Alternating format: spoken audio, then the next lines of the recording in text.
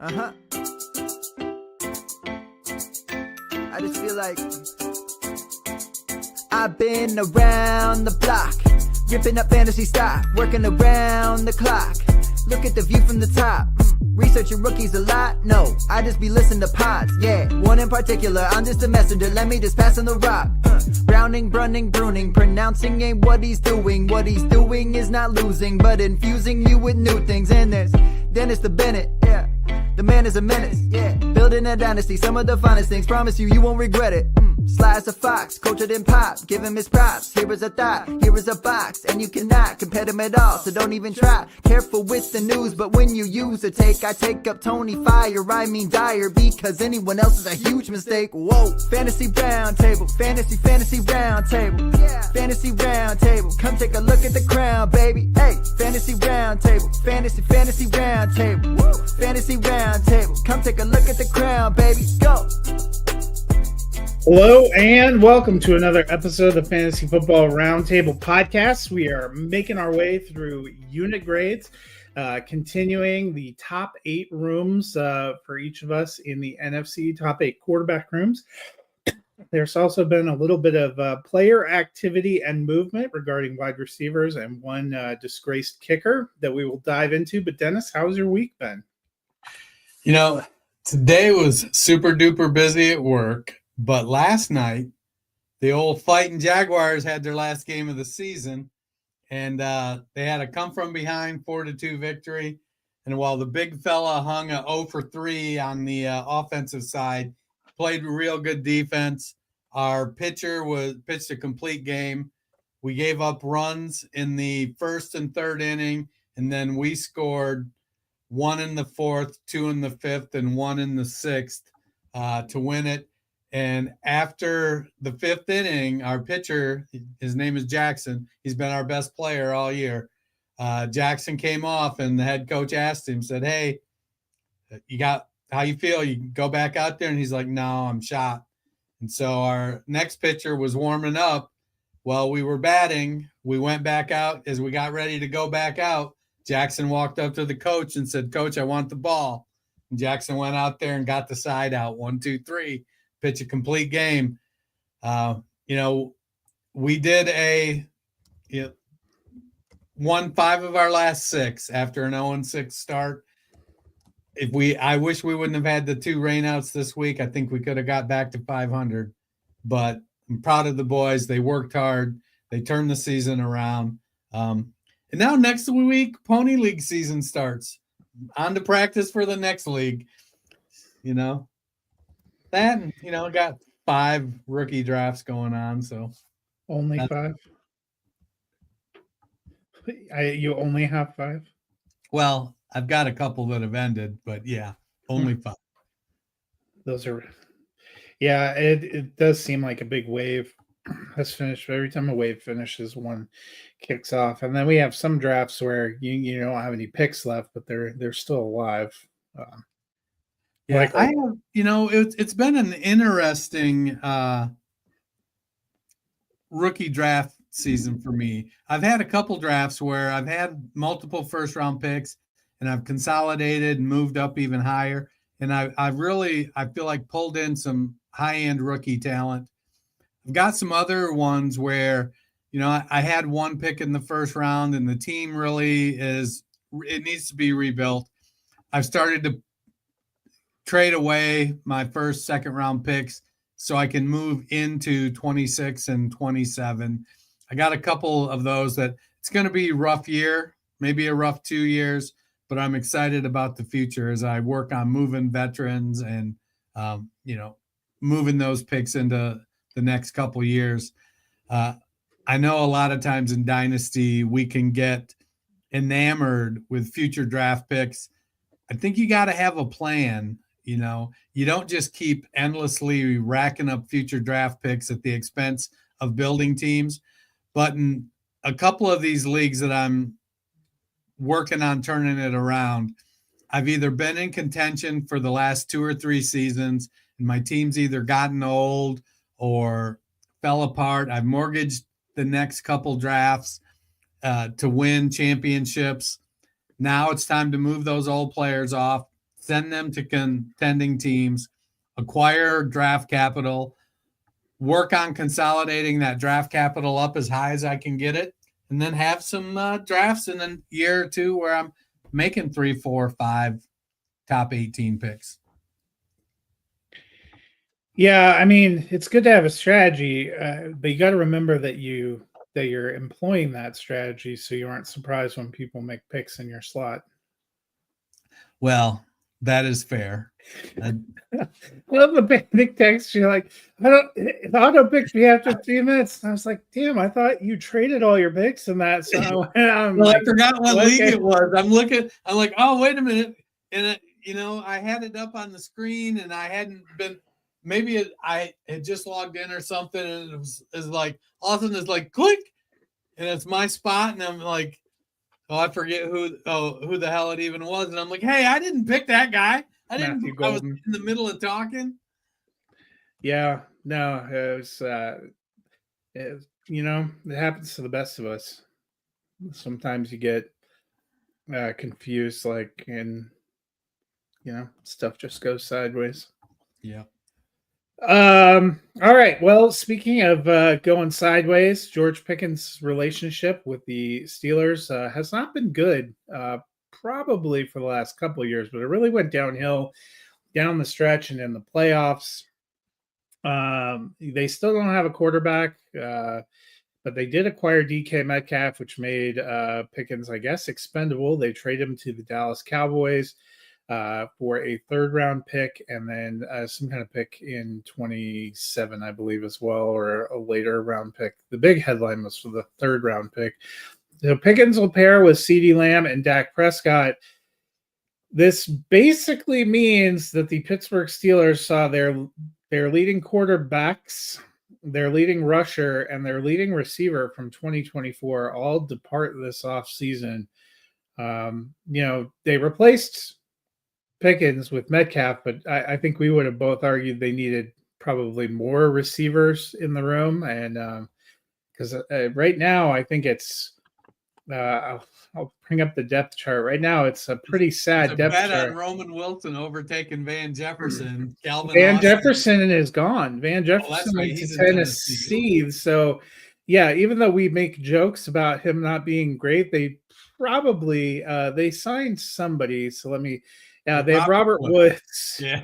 So right now the projected starters: DK Metcalf, Robert Woods, and Calvin Austin. They do have Ben Skoranek, Scotty Miller, Roman Wilson. Roman Wilson, to me, a little bit of an unknown, just because we were mildly intrigued by the pick, but he was not healthy enough to play at all last year, which is probably a little bit daunting. But what do you? Doesn't it feel like it's going to be a Freiermuth Washington 2 tight end kind of situation? Yeah, I mean, they were using that. I actually, I think my first reaction was 1,500-yard Caleb Johnson season incoming. Yeah, because they don't have a quarterback that you have a lot of confidence in. I mean, they espouse a good deal of confidence in Mason Rudolph, and he's the best guy on their team. But if he doesn't have confidence in him, who will? Right. But how do you feel about Pickens going to Dallas? My biggest concern is that nobody knows when to get out of a wide receiver business better than the Pittsburgh Steelers. We have seen them have wide receivers that put up nice numbers for real NFL, nice numbers for fantasy, and then it's time and Pittsburgh goes, hey, we're good. Good luck. Thank you for your service. And they go somewhere and they just melt freaking down. And it's a train wreck. That seems to be like an odd phenomenon to me that Pittsburgh is so good at that. And we've seen Pickens be, for lack of a better term, unstable during his time in Pittsburgh, whereas most of them are fine when they're in Pittsburgh. They just get unstable after they leave. So he seems like a nice fit with what CeeDee Lamb does, because Lamb is out of the slot it kind of crushes a few of my Jalen Tolbert shares that I hoped were going to pop off a little bit. But I think Pickens theoretically is a good fit for that offense. It gives them a downfield threat that's got real good size, that has a little bit of a track record. Dallas still hasn't invested a ton in the running game. And so there's, I think, the perception that they're probably going to throw the ball a lot like they have been doing with Dak. I think Javonte and Jaden Blue have some potential. I think they certainly might be able to be at least as good as what the hell is his name? Rico Dowdle and the cast of characters they rolled out there last year. But I don't think it damages CeeDee Lamb in the least. And it probably does pinch Pickens a little bit because he goes from being the number, maybe not. I mean, he goes from being the number one on he a might team be better being the number two, honestly. Yeah. So it's probably, it feels like it, as I talk through it, it's probably a net win for Pickens. So, not a big upgrade, but let me give you, I would say, probably the best success story in the last 10 years or so of a receiver leaving Pittsburgh and going somewhere else was Juju Smith-Schuster in his first year in Kansas City, where he saw 101 targets, caught 78 for 933, and I can't see a number of touchdowns. He had to have had some. 3 touchdowns. That was not like an incredible year, but I believe he was a solid wide receiver 3 that year. I think that would probably be the best hope for George Pickens. We obviously, I think Antonio Brown was a great receiver when he was with Pittsburgh, obviously had a lot of issues and spiraled massively out of control when he left. Deontay Johnson, who I would have bet on being good leaving, played for 3 different teams last year and didn't do squadouche for any of them. And I don't hold out a lot of high hopes for him where he has landed this year. Pickens last year saw 103 targets, but only caught 59 for 903 touchdowns. So actually, that's a little worse than what we saw from that Juju season in Kansas City. But I'm going to look at Brandon Cooks was probably nominally the number 2 for Dallas last year. The last 2 years. So he saw 81 targets in 15 games in 2023, caught 54 for 657 and 8 touchdowns. The touchdowns really kind of saving him there. Last year, only played in 10 games, saw 54 targets, caught 26 for 259, but they had kind of a garbage quarterback situation. So, they do have Jalen Tolbert. They do have Jonathan Mingo. I don't think we were incredibly excited about any of those guys. Lamb is the big ticket there. Dak, when he's played, has seemed to really have a connection with Jake Ferguson when he's healthy and on the field. You're right that they don't have an incredible running game, but it feels like between 80 and 100 targets is about the best Pickens can hope for, and probably somewhere between 55 and 70 receptions. So that might actually be more like wide receiver 4 territory. Yeah, it hasn't been great for secondary. Whoops. Yeah. Secondary receivers. So, I mean, what Ferguson does. It hasn't been great for secondary receivers since Kellen Moore left, I think, because, at one point in time between Lamb and Amari Cooper and Michael Gallup for a couple seasons there, they were supporting some pretty exceptional numbers. Pickens is probably better than the wide receiver 2 they've had there the last couple of years opposite Lamb. And he was correct in his assessment that you can't double team them both. But honestly, I don't see a reason why they'd be trying to double team George Pickens there. So, yeah, I think it'll be interesting. This is going to be case study in earning targets. They talk about, targets aren't vacated, targets are earned. Let's see what happens.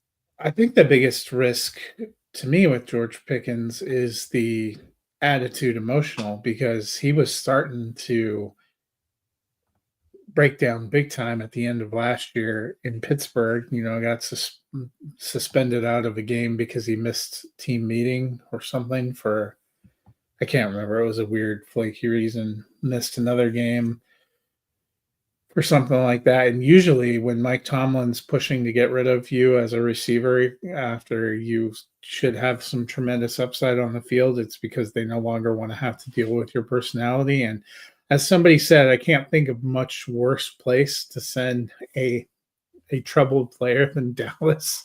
Right. That's a lot for a first year kind of unproven head coach too. So be interesting to see. The other a big wide receiver news, and I don't know how big it is. I was mildly surprised the Jaguars released Gabe Davis. He signed a big 3-year contract last offseason, did not have a very good first year, and they have decided to move on. They don't have the most robust depth chart. Obviously, Brian Thomas, a big hit. They drafted Travis Hunter. We think he's going to be pretty good. They signed De'Ami Brown.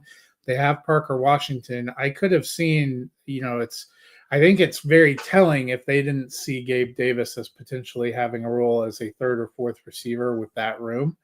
But how are you feeling about Davis and his prospects? The interesting thing is they came in late with a released failed physical designation. Mm-hmm. And so, he injured or tore his meniscus last year. Mm-hmm. And so I think, he probably, I don't know how serious or how far he is in the recovery process. They must feel pretty good about De'Ami Brown, because Gabe Davis, he's the Liam Neeson of wide receivers. He's got a particular set of skills, and they show up once every 4 games. That might be overly ambitious. I was going to say 2 or 3 times a year. So, can De'Ami Brown do that?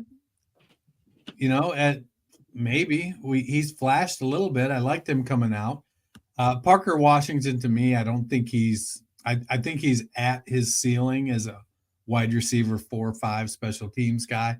Austin Trammell, Josh Cephas. The depth chart isn't great. Let me see what there. Oops, get over here. At tight end, Brenton Strange, and then their backups all are kind of unproven or blocking types. So unless they're going to lean into the Travis Etienne, Tank Bigsby, Basil Tootin kind of running, or they're going to, have a very narrow funnel with the passing game with Travis Hunter and Brian Thomas, which would be great for fantasy. So, I don't know. It feels to me like either his knee is worse than we thought, or usually the physical designation, I think they do that a lot of times to help them with cap issues. Well, they're designating him also a post June 1st release, apparently, so that they don't have to eat as big of a cap hit. So maybe it was just an acknowledgement it wasn't a good fit, too. Yeah, could be. I thought it was a weird signing last year. I'm sure Doug Peterson's somewhere thinking the same thing. Like, great. This didn't work out for me either. Mm-hmm. Another injury situation. I almost forgot about this one. The Panthers officially put Jonathan Brooks on PUP, meaning he will be out for all of 2025 season. I don't think you or I are shocked about this. After the tear at the beginning of December last year, his second tear on that knee, it was widely regarded that he would not be available in 2025. This is just making it official. I would not be shocked to see the Browns do this to Watson, and the Texans do this to Tank Dell pretty soon as well, too. Yeah, I feel bad for Jonathan Brooks. I don't know if he's going to be able to come back from it. It may be a Jordan Travis situation. But it's, it is what it is at this point. He's not going to, if you've got an IR and you roster him, unless you get hit with a slew of injuries, throw him on your IR and let him ride there for another year. Yeah. But I'm not necessarily looking for him to come and take over the backfield next year. Chuba Hubbard looked good, but they drafted somebody else too. They drafted Trevor Etienne, and they signed Rico Dowdle. Dowdle's a one-year deal, and I figured that was kind of a bridge placeholder. I mean, Brooks was going in the first round of rookie drafts last year. I absolutely don't think you cut him loose. You'd have to try to either keep him on a long-term taxi squad or on IR if you're allowed to do that. I just don't think we can close the book on him until we come into next season, because I think they were always going to take 25 off because I wonder if they would have been better off not putting him in last year, because he was coming off that torn ACL at the end of the year. If pushing, guys want to play and want to get back, and maybe this is just hey, you need to actually take your time and then we'll see what you got, because then they'd have a couple seasons to evaluate him. Chuba Hubbard, I think, signed a 3-year extension, so this would be year 1 of the extension. Next year would be year 2 of the extension. I think there's still some possibility. Trevor Etienne, we'll see what kind of a role he can carve out for himself. He was either a 4th or a 5th round pick, so it wasn't a high, draft capital investment there. I still think there's potential if Brooks can get healthy. There was reason they took him in the 2nd round of the draft last year, and not just because they're not good at football. Yeah, no, he pre-injury, he had some talent, showed some talent. So the final bit of news, the Ravens officially released Justin Tucker. I don't think you or I are too surprised about that. A lot of big allegations going around. I would not suspect any team would look at signing him until the NFL has decided what they are going to do. I think we thought he was probably a good bet for the commissioner's exempt list had he not been released. I think it was interesting that the announcement was very focused on his declining skills instead of his slew of sexual assault allegations. Well, they probably have to be a little bit careful because, innocent until proven guilty. And he said a couple of times that he absolutely didn't do it. And, until there's a conviction or a judgment, I get that. And I mean, there were a lot of people before this scandal broke in the offseason that were wondering whether the Ravens were going to cut ties with him down the stretch last season, because he cost them a few games and probably cost them home field in the playoffs in that crucial Buffalo game with some of the kicks and extra points he missed.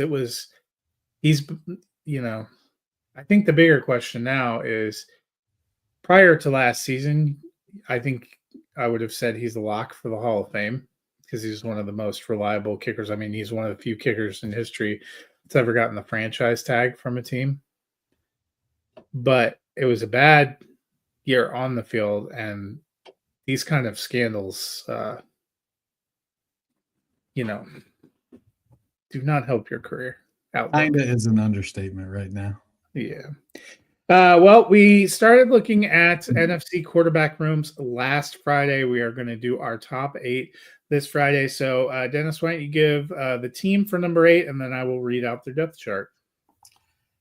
I have the Arizona Cardinals at number 8. And they roster Kyler Murray as their starter. They picked up Jacoby Brissett, one of the biggest veteran backups in there, and they still have a development player in Clayton Tune. You know, I've been on record for, I don't know, it feels like 32 years not being a Kyler Murray fan. Almost as many years as he's not passed for 4,000 yards. That's probably 32.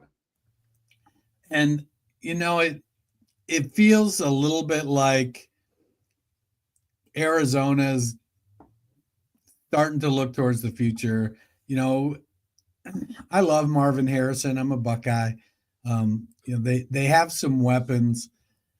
I'd like to see them do more. Jacoby Brissett, God bless him, is, you know, he's the station wagon of quarterbacks. He's reliable. He ain't gonna get you there fast. Excuse me. If you are in an accident, you're probably gonna be safe as long as it's a bender, you know. But he's not a difference maker as a backup. Clayton Tune came out of suspect offense in college, not really a pro-ready quarterback, and it showed when he had to play. I know Murray makes up for a lot of things with his legs, but we also see frequently when he runs and gets hit, he gets injured. And when you take his legs away from him, it really hampers his passing game. So I've got him at 8. I'm not totally out. And, you know, while I've never been in, I've had a couple instances where I've been like, all right, well, I guess I'm going to begrudgingly add Kyler Murray here to this team. It has never brought me a championship. So call me the Arizona Cardinals. I think, I think Arizona has kicked the tires with whether or not they'd move him, but I'm looking at his contract structure, and I just don't think they really can. A lot of these quarterback contracts are looking mediocre. It looks like their best shot would be either trade or release after the 26th season when his dead cap number drops to 7.2 million. You know, that's probably a lot more palatable. You know, I think he'd have trade interest, but usually his dead cap number this year is a little over 98 million. His dead cap number next year is 58 million. Those are pretty big chunks. And while some of your salary in a trade can get shifted off, it's the signing bonus and how they've converted things into bonuses that really end up biting you in the keister. So he's probably staying there. My number 8, I don't have any questions about the starter. I went with the Philadelphia Eagles, and you know, obviously they have their roster is Jalen Hurts as the starter, but behind him they have Tanner McKee, Kyle McCord, and Dorian Thompson-Robinson. You know, Thompson Robinson could have some upside. Some people that are McKee stands, you can miss me with that.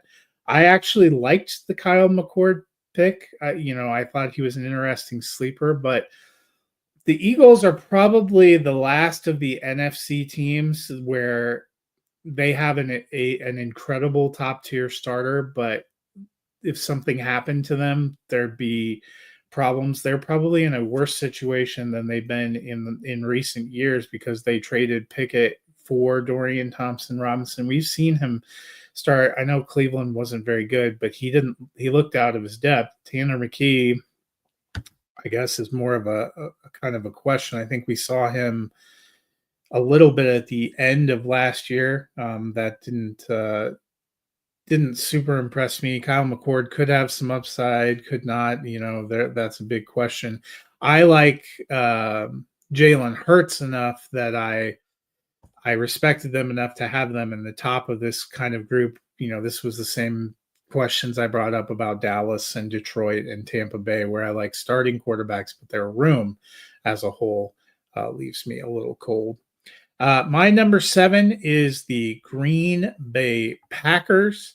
Packers depth chart: Jordan Love, the starter; Malik Willis, the backup; and then Sean Clifford. Now, they have probably risen the most for me over a 2-year period. 2 years ago, we hadn't seen much out of Jordan Love, and we had never seen anything from their backups. So I had them at the bottom of the NFC. I had them, inching up toward the midpoint last year because I liked what we saw from Jordan Love in 23 in his first year as a starter, but they still didn't have anything that made you comfortable as a backup. Well, last year, Jordan Love had another very solid year in 24, looks like a solid starter. But Malik Willis, who looked out of his depth a lot when he played in Tennessee, I thought looked pretty good as their number 2 there. We had questions when they made that trade to acquire him, but he stepped up and won some very crucial games for them. So I actually think he's not bad among backups here in the NFC, which has caused me to move Green Bay up another peg and have them in the 7 slot. So I've got Detroit in at 7. And I'll give their depth chart one more time. Jared Goff, the starter. Then they have Hendon Hooker and the veteran Kyle Allen.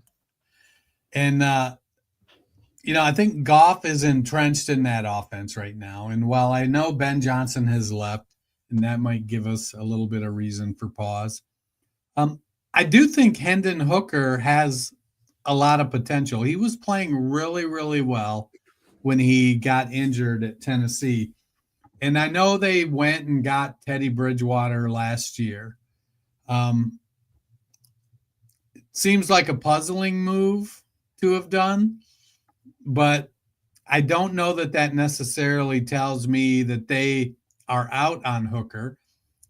I think it might have been just it almost felt a little bit like hey, Teddy's a good guy.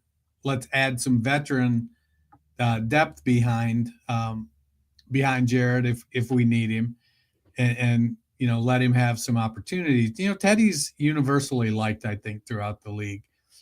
But anyways, I like Hendon Hooker's talent. It's interesting. We'll have to wait and see when he gets a shot. Probably the biggest knock on him coming out of Tennessee was that's not a real good offense to prepare you for the NFL. We've seen it with Jalen Hyatt, who played off the line, so he never had to fight to get off the line of scrimmage, and he hasn't panned out in New York. So Josh Heupel kind of schemed a lot of things. Hooker didn't have to read a lot of the field or read through a lot of progression. So I do think that, he's had to take a couple years to get comfortable with that. But I do think that Hooker has a lot of potential, and I like Jared Goff a lot. I think he's shown, despite Jeff Fisher's best efforts, he's a quality NFL quarterback. Yeah, and I had no qualms about Jared Goff. It just, I'm not it's been a long time since we've seen Hooker do anything. He was coming off that brutal injury to end his college career. Basically redshirted 23. I think he was on PUP the whole year. Last year, 6 for 9, 62 yards, came in a couple of different, mop-up opportunities. I thought it was telling that they, going in for a playoff run, that they wanted to make sure they had another option. And they signed Kyle Allen, who is a long-term veteran kicking around. We're really, I think you and I both like the Lions, and I have quite a few shares of Goff, so I hope we never get an answer to this question, but we won't really know. This feels like it could be a lot like how we felt about Green Bay last year, where you like the starter, but there's a lot of questions behind him. But then Malik Willis came in and answered all those questions and now have moved up. So who is your number 6? So I have the Los Angeles Rams at 6. And the Rams have Matthew Stafford on the depth chart, then Jimmy Garoppolo, and they still have Stetson Bennett kicking around. They're a little bit shallow. I don't think Stetson Bennett is gonna ever see the light of day. Garoppolo, I think he's 35 now or something, 34. He's getting old. Yeah. Stafford's 37, I think. Jimmy G might be Jimmy G's only 33. How dare you? Okay, still pretty dang old. I mean, I don't know if you and I can call people who are in their 30s old. Relative to the position. He's sports old, I guess. Yeah. Stafford, big time talent, former Detroit Lion. Love him for that. But he's been battling back issues now for several years. He's played through a lot of it. Cooper Kupp is gone. They've decided they're done with him. Kyron Williams is still there. Puka Nacua, they've added Devontae Adams. So they have it feels like if something happened to Stafford, Garoppolo should be able to step in and perform reasonably well. The issue is that it's Jimmy Garoppolo, who's been gifted chance after chance after chance and has never been able to stay healthy enough or play well enough to maintain a starting role in the NFL. But God bless him for being, what is he now, in his 12th year? Yeah, 12th year. Well, I mean, he has 2 almost complete seasons there with the 49ers, where he looked pretty good, and another year where he came in and played. I think he finished the regular season behind Trey Lance in 22. He just got knocked out in the playoffs. But, things happen. Based on the supermodels we see him with, I don't think he has performance issues off the field. So that one was for you. Yeah. My number 6, I went with the Cardinals. We looked at their depth chart earlier. I have them here because, I think Kyler Murray is not spectacular, but he's been fairly steady and reliable. He actually does better in fantasy than I think we realize, even though would it kill him to throw for 4,000 yards? I mean, would it really kill him? But last year he finished as QB 10, had a pretty solid season. I liked the acquisition of Jacoby Brissett. I think that's a more a better backup situation than they've had the last couple of years. Last year at this time they were running with Desmond Ridder and Clayton Tune behind Kyler Murray. I think Jacoby Brissett's a guy that if Murray gets hurt and misses a game or two, which seems to happen on fairly regular, Brissett's a guy you could trust to step in there. So I liked them a little bit better and have them there at number 6. My number 5, this was probably our biggest disparity on this list. You had them at 15. I have them at 5, and that is the New York Giants. The Giants depth chart, they have Russell Wilson, Jameis Winston, Jackson Dart, and Tommy DeVito. I won't hazard a guess as to who, what order they're going to finish in right now. And going into things, they say Russell Wilson is the starter. When he took over as the starter, I know you said he looked washed in Pittsburgh. We talked about that he only had one receiver, and that one receiver was a head case who missed several important games down the stretch. When Wilson took over as starter in week 7, from that point on, he finished as quarterback 14, ahead of Aaron Rodgers, Brock Purdy, Geno Smith, Matthew Stafford, Drake May, Tua. He may not be a fun player to root for. He may be a lot to deal with at times, but they have Malik Neighbors, a great guy to throw to anywhere on the field. They have a good little slot weapon in Wan'Dale Robinson. You and I like Theo Johnson's potential at tight end. They still have Daniel Bellinger kicking around at tight end. They still have Jalen Hyatt if they want somebody to go out there and run around and not get a pass thrown to them. And Darius Slayton, they have some weapons. They got a battering ram in Cam Scatterboom. They have Tyrone Tracy and Devin Singletary. They have some pieces that would inarguably be a much better supporting cast than what Russell Wilson had in Pittsburgh last year. And Jameis Winston, we've seen him be fun and be a bomber. Jackson Dart, they traded up into the first round. I like his rookie potential. Tommy DeVito has been fun. They have 4 guys who could potentially start a game, 3 who have started NFL games and won them. I think that is a luxury most of these teams don't have. Do I think any single one of their quarterbacks is better than what they have in Philadelphia, Detroit, or Dallas, or Tampa Bay? No, but again, the unit grade we've talked about is not based solely on your starter. If it was, I probably would have hit them down further in the middle of the pack, not you. But it's the depth of your unit, and I like the depth and potential of their unit. So what I'm hearing is that the New York Giants have 4 guys that can go 5-12. I mean, I think their team has other problems. We've talked about some of their other problems, but if you're just looking, at the quarterback room in a vacuum, I mean, Russell Wilson's been to a couple of Super Bowls, has a Super Bowl ring. Jameis Winston, I believe, didn't he win a national title with Florida? Wasn't that one of the reasons he was the number 1 overall pick? I don't remember if he won a national title at Florida State or not. I know he won the Heisman, didn't he? Yeah.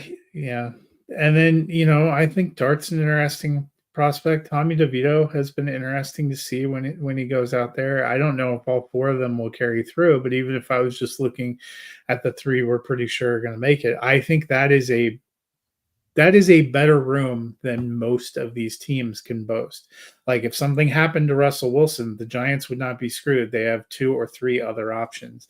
And you look at a team like Tampa Bay, where I think Baker Mayfield is better than any single quarterback in New York. But if something happened to Baker Mayfield, we'll pray for the Tampa Bay Buccaneers. But I'm not putting a lot of faith in Kyle Trask, who's thrown 10 career passes. And I know you have some hopes for Hendon Hooker, but if something happened for Jared Goff, I would not feel as good about Detroit's prospects with Hendon Hooker and Kyle Allen as I would about a team that could roll out Jameis Winston or Jackson Dart. And so that, when we're looking at the overall unit, maybe I'm too high. I've never been as out on Russell Wilson as some other people have. I don't think he's been in good situations the last 3 years. And I'm not saying I want to spend a lot of free time with him, but he has not been terrible in terms of being on the field. All right. Who's your number 5? At number 5, I have the aforementioned Green Bay Packers. I agree with you what you said about Jordan Love. He's come on. He's played well. He's been consistent despite them not providing him with a first-round wide receiver, much like they did Aaron Rodgers, until this year in a weak wide receiver class. So, Matthew Golden may have been drafted in the first round. I suspect he might be a second-round talent. But, they have 4 or 5 receivers that are pretty good. They've got to work some issues out. Christian Watson can't stay healthy. Romeo Doubs has been up and down. Jaden Reed, looks good and can play a lot of different roles. Dontavian Wicks seems to perform just about every time he's called on. Now they add Matthew Golden to that mix. Tucker Kraft has been really solid at the tight end position. And, last year, I think Tucker Kraft was the guy you wanted to roster there because we didn't know in any given week who'd be the top wide receiver. This year, I think it's starting to narrow. The funnel's starting to narrow a little bit. And Musgrave is a good backup. Now they've got Josh Jacobs. They're bringing him back again. There was a lot of talk about, well, they could get out of his contract and whatnot. Well, they didn't try, and they didn't draft a running back either, which tells me they're pretty happy with Marshawn Lloyd. Josh Jacobs is going to get fed, and Jordan Love's, I think, going to just continue to produce. Malik Willis, I'm with you. I think he showed some stuff last season when he got in there and played. And I think his athleticism matches well with Jordan Love's play style. So it isn't a situation where we see a lot of changes to the offense if Jordan Love goes out. I forget who the third guy was, but for me, I like it was Sean Clifford. Sean Clifford. Yeah, he's not. He doesn't. One of these things is not like the other. Yeah, I mean, well, but at this time last year, it was him and Michael Pratt as the options. So, I mean, I think Malik Willis has changed a lot of our perception of the depth of that room. I mean, who would have thought that Malik Willis would have been the best quarterback out of that class, not named Brock Purdy? And it was a pretty good steal, wasn't it? Only like a 7th-round pick or something to get him because Tennessee just wanted to move on. Maybe he is better than Will Levis. Hot take. Who is your number 4? I think you're muted. Thought I unclicked it. And number 4, I got the team you hate in the Philadelphia Eagles. I mean, I don't hate them. I love Jalen Hurts. I just, And I kind of, so as we get up here near the top, I'm weighing the top end versus the depth. And it really, goes back and forth a little bit. Philadelphia, I think, has one of the top, if not the top, individual quarterback in the NFL. Arguably the best. And I get the reservations about Tanner McKee and the other guy whom I don't remember. Kyle McCord and Dorian Thompson-Robinson. Yeah.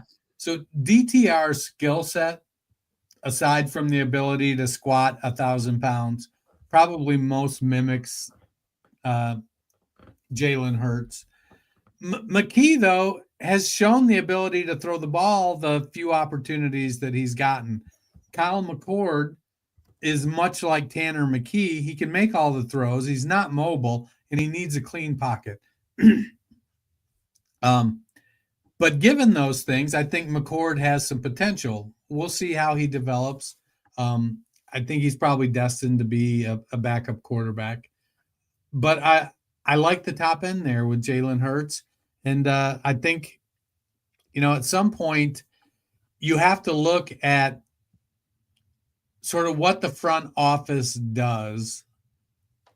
And when you see a front office continually being successful, like the Philadelphia Eagles, and then they take a group of people and you're like, they really need an upgrade, and then they don't, I think at some point you got to say, well, they must know something. So maybe they're, they believe in Tanner McKee to the point of, hey, he's shown us enough. We know if he has to go in there, this offense will be able to continue to run. He's got the arm to get the ball. He's got the decision-making capability. A complete unknown. I totally get it. So I got the Philadelphia Eagles at 4. And in your defense, McKee is currently listed as the number 2. Did start week 18 playing against the Giants. 27 of 41, 269 yards, 2 touchdowns, no interceptions, only 2 sacks, and his only wide receivers were Aniyah Smith, Jahan Dotson, and Johnny Wilson. So, he managed to get 7 for 94 out of Jahan Dotson, 4 for 35, and a touchdown out of Aniyah Smith. That's not nothing. In a game that the Eagles, I'm pretty sure they were actually trying to win. They did win 20-13. I'm pretty sure they were trying to win for seeding purposes, to stay ahead of somebody. So I mean, it's it's not terrible. He was a sixth round pick out of Stanford. I don't know that they have the greatest profile depth for me, but so my top four, I went with all of these teams.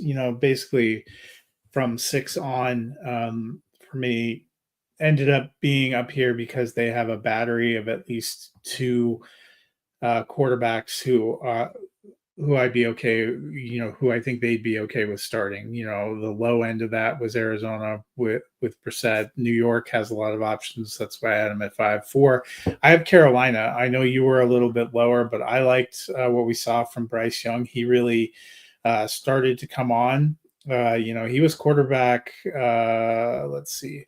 I think he took back over in week 8. And from the time that he took back over in week 8, kind of growing into the offense and he was quarterback 12. And I know Andy Dalton's getting older and, hasn't had a ton of on the field success in recent years, but he is a pretty quality NFL backup. A guy who can go out there and sling it. We were excited when he first came in. I think that team wasn't very good. As we saw, they continued to struggle to win games, even when Bryce Young was playing better. So hopefully that team continues to improve. But I thought that's an emerging battery. When we did dynasty rankings, I actually have Young back up in the top 20 for me. So that's why they landed there for me. And their battery, Bryce Young, Andy Dalton, and then Jack Plummer is currently listed as their third, who is a college free agent. That probably not incredible. And then my number 3 is the Los Angeles Rams. You had them at 6, so I'm not that much higher, but I really like Stafford. And I think Jimmy G, another underrated backup, a guy who we've seen have success. I mean, he's been to a few NFC championship games in the last few years, sometimes playing against the Rams, the same Rams that he's on now. So I think that's a good one too. I'm with you. We may never see Stetson Bennett play. They obviously like him enough that they haven't gone and gotten a prospect the last couple of years, which I thought was interesting, but that could just be that they're happy with what they've got with Stafford and Jimmy G. Yeah, I want to like the Panthers more, but I'm not sure I totally trust Bryce Young yet. And I feel like we've seen some fade out of Andy Dalton. Right now, I think we're more enamored with the concept of Andy Dalton as the steady field general game manager. And I just don't know if he's still got it. So that's why I'm as down on Carolina. Like I had him at 10. I've got the San Francisco 49ers at 3. Okay, and on their depth chart, we obviously have Brock Purdy. They went and got Mac Jones this offseason. They drafted Curtis Rourke out of Indiana, and they also have Tanner Mordecai. So Purdy is, he's an underdog that's fought his way up, last pick in the draft. Everybody knows the story. I think he's got something to prove, though. I think he's, he gets – I think a lot of disrespect due to look at all the weapons they have. They've got Christian McCaffrey. It's Kyle Shanahan's system. And I think to a certain extent, he wants to kind of prove that wrong. He's had a couple weird injuries with like elbow tendons and whatnot that have cost him some games. And I feel like Mac Jones can step in and do exactly what Brock Purdy does.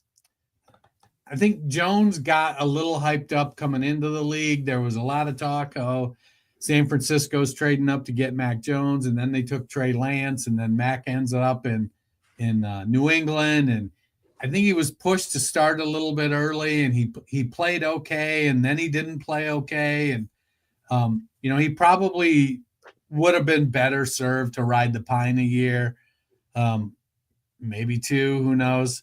And then, he went to Jacksonville, didn't really play much. Well, I guess he did get in towards the end of the year he was there when Trevor got hurt.